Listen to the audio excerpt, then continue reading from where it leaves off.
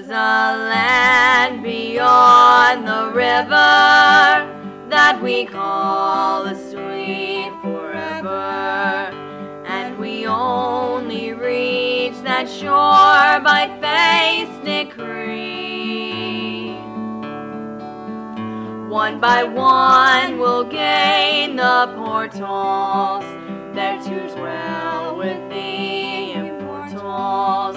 When they ring the... We're going to continue on with what we did last week, the last days,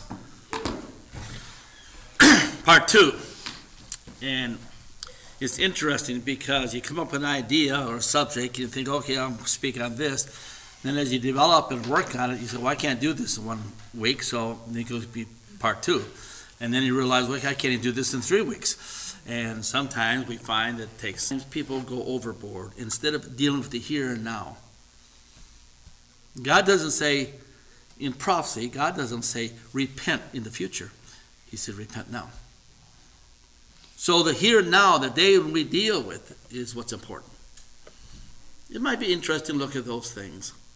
We're talking about it here, the last days. But God tells Israel to repent now. Now is the day of salvation. And you can line up 100 preachers. The Antichrist is a system that's in rebellion against God. And a rebellion, I think we'll be talking about more next week, but a rebellion is a very serious matter. You don't rebel just to take this person to hell. You rebel to conquer your enemy. Satan wants to conquer God.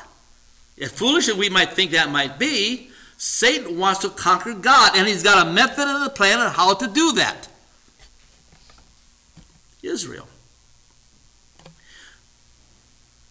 And what agreement hath the temple of God with idols? For ye are the temple of God, as God said, I will dwell in them. Who does God say he'll dwell in? Israel. I will dwell in them, and I'll be their God. Who's God? Negro's God? When he said, I'll be their God, who's he talking about? Israel. I will be their God.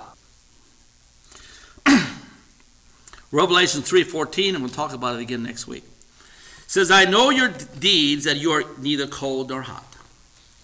He's talking about this church, the very last church age. The Bible describes it, the Laodicean church. I know you're neither cold nor hot. I wish you were either one or the other. So because you are lukewarm, neither cold nor hot, I'm about to spit you out of my mouth. Well, that's